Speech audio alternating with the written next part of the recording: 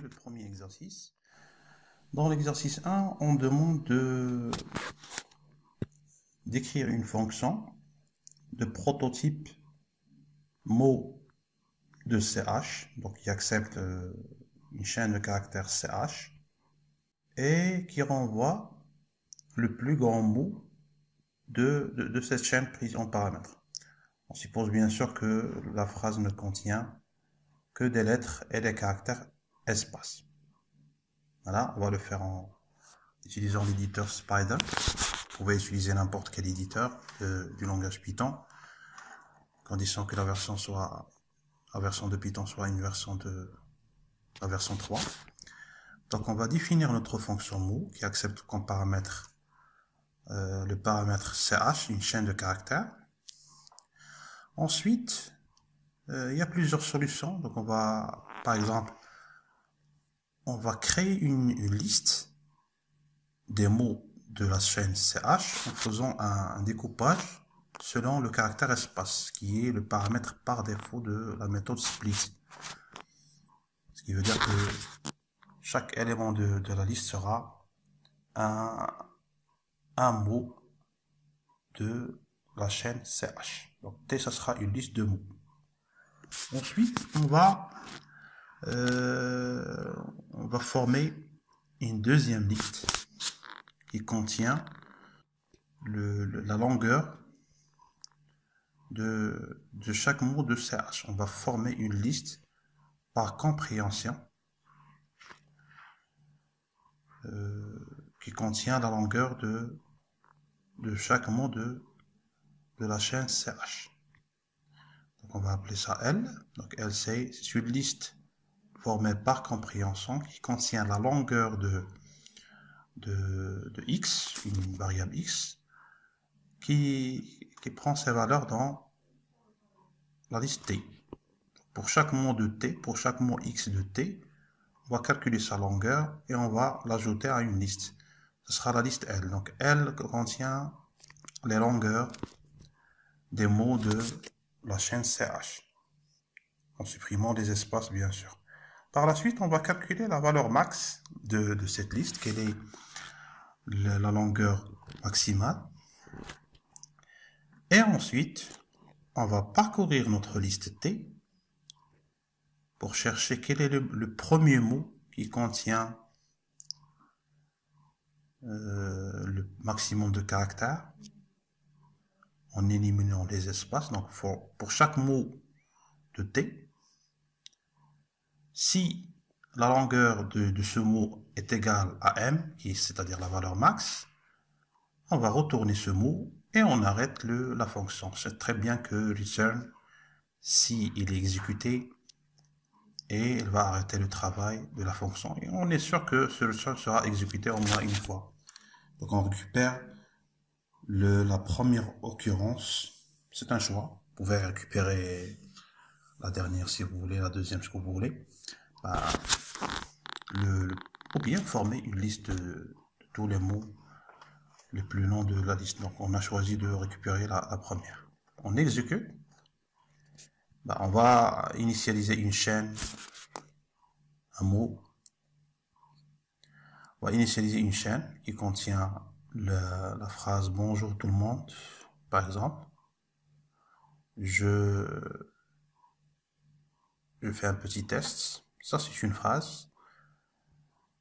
Voilà. Et on va appeler notre fonction mot pour cette variable ph. Donc le mot le plus long de cette phrase, c'est le mot bonjour.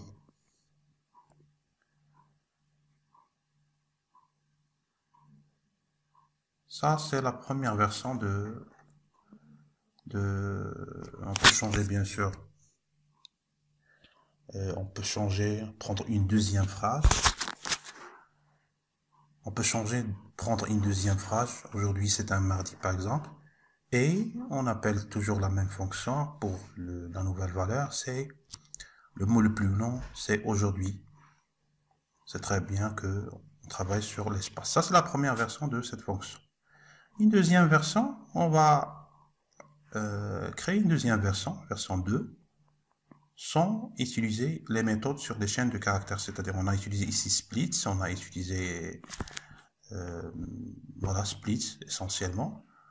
Ben, on va créer une deuxième version qu'on va appeler mot 2 de CH, dans laquelle on va initialiser le mot, un mot de CH. Donc elle va prendre un par un chaque mot de CH. Ensuite, M, c'est sa longueur, c'est 0 par défaut. Donc par défaut, L est égal à une chaîne vide. Et par défaut, M est égal à 0. Ensuite, on va créer une deuxième chaîne qu'on va initialiser par la chaîne vide également, qui va contenir la valeur qu'on va retourner à la fin. C'est le mot de plus grande longueur dans la liste. C'est une chaîne vide. Et sa longueur, c'est n. Ça sera également égal à 0. Par la suite, on va calculer. Voilà, ça c'est la longueur. Par la suite, on va calculer la longueur de.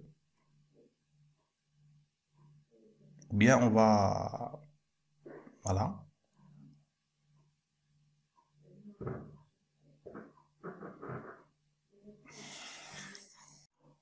On va faire un parcours de la chaîne par indice. Donc, on va calculer la longueur de notre chaîne CH. Ensuite, pour chaque i, une range de x, on va faire un test. Donc, si le caractère à la position i de CH n'est pas un espace, et il n'a pas également le dernier caractère de la chaîne, c'est-à-dire que i est différent de x-1, l'indice du dernier caractère. Ce qu'on va faire, on va prendre le caractère à la position i, on va l'ajouter à L. Donc ce sera par concaténation. Donc L égale à L plus CH de i. Et on va incrémenter la valeur de M, la longueur de L. On a ajouté un caractère à L, donc on va ajouter à M, on va incrémenter M. Sinon, ça veut dire que soit c'est un espace, soit c'est le dernier caractère de la chaîne, c'est-à-dire le dernier caractère du dernier mot. Donc dans ce cas, il faut comparer entre la longueur de L et la longueur du mot le plus long qu'on a trouvé jusqu'à l'instant. Bien sûr, au début, on vient de commencer, donc n, ça sera 0. Ça veut dire que si m est supérieur à n, ça veut dire que le nouveau mot qu'on a formé est plus long que le mot dont la longueur était le max. Donc L max recevra ce mot-là. Et n, on va la mettre à jour avec la valeur de cette nouvelle longueur de L. Et quelle que soit la condition, on va réinitialiser L et n pour former un nouveau mot et faire d'autres comparaisons, ainsi de suite. Une fois on a terminé notre boucle, donc ça on va le répéter plusieurs fois jusqu'au dernier mot. Une fois on a terminé, on va retourner Lmax, c'est-à-dire le mot le plus long. On exécute, donc on va initialiser une chaîne de caractères par le mot, par la phrase bonjour, je suis monsieur Mansouri, voilà, de Rabat. Si on exécute cette nouvelle fonction mot2 pour la variable ph, la phrase qu'on a définie, on voit très bien que Mansouri c'est le mot le plus long de cette phrase. Voilà pour cet exercice.